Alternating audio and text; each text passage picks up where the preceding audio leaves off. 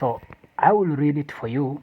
It is written here and cry notice, and the reward uh, for the person who would produce Kimathi would be 10,000 shillings. 10,000 shillings. This is in 1953. So that must be more than 1 million shillings, even two.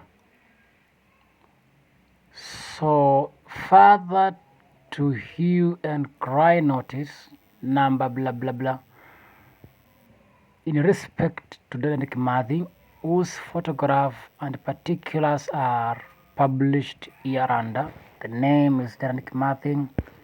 The age is about 30 years. Particularities. First two joints of the left hand ring finger amputated. His estimated height is 5 feet.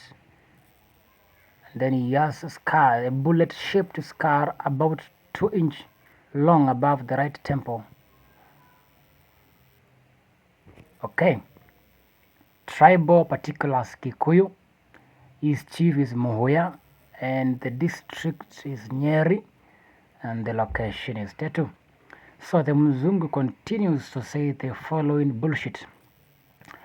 The above is a terrorist leader and is wanted in connection with the murder of Chief Nderi on October of 1952.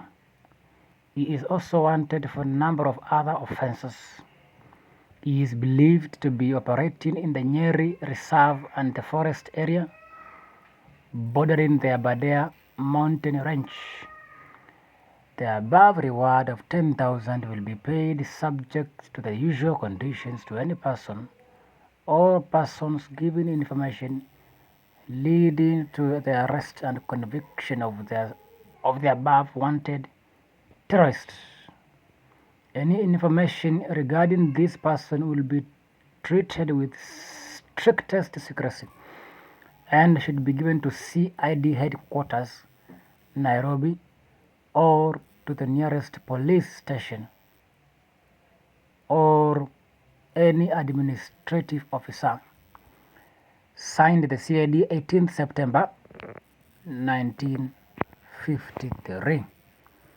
Now, first of all, you can feel the way the policemen are communicating today in 2025 is the same way the colonial police and the tone they had and the arrogance they had and the terms they were using of terrorists in 1952. So the Kenya police has never changed basically, and therefore that is why I usually say, or I was thinking that the police force or service, whatever you would like to call it, should be totally disbanded. So that is the exact warrant of arrest or whatever which Mzungu issued, and you can hear the arrogance, the lies, and even the words that these white men are using are the same words that the police are using to refer to the demonstrators that are going to the streets to demonstrate today, especially today, June 25th. We are making this video today on the day of 25th, on the day of anniversary.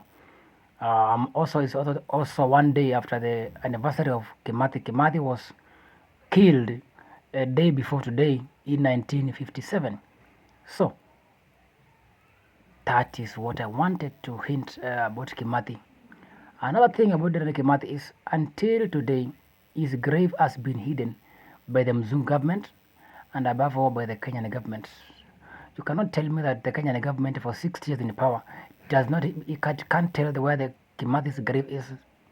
My assumption is, and the very truthful and the most obvious thing is that the Kenyan government knows why they hide his graveside even from his family. It is still a stupid thing. I don't care. I recall during the burial of Kimathi's widow, Mokami, one of the Mau Mau generals, told the president that if the president wisheth, and actually he made a plea to our conman president, William Samoei Karuto, that if he wanted, that Mzee will take them to where they put Kimathi. He said they are the ones that led Kimathi to restart somewhere in a committee. And he can show them where Kimathi was buried. But the government seems not to. It's like they were given instructions that by the colonial government never to reveal the grave. I don't know when you reveal the grave what will happen. But that is the irony of the Kenyan government. That you can hide even a grave of someone who was killed 1957. A government afraid of corpses and remains of people is the same government that is afraid of the Gensis. Today, the news that we have is that they have even barricaded the CBD with and the Arambe, the Parliament roads with wires. Those wires are steamer. I can't be surprised if you are afraid of a dead person. How much more afraid will you be of the living and accounting Gen Zs?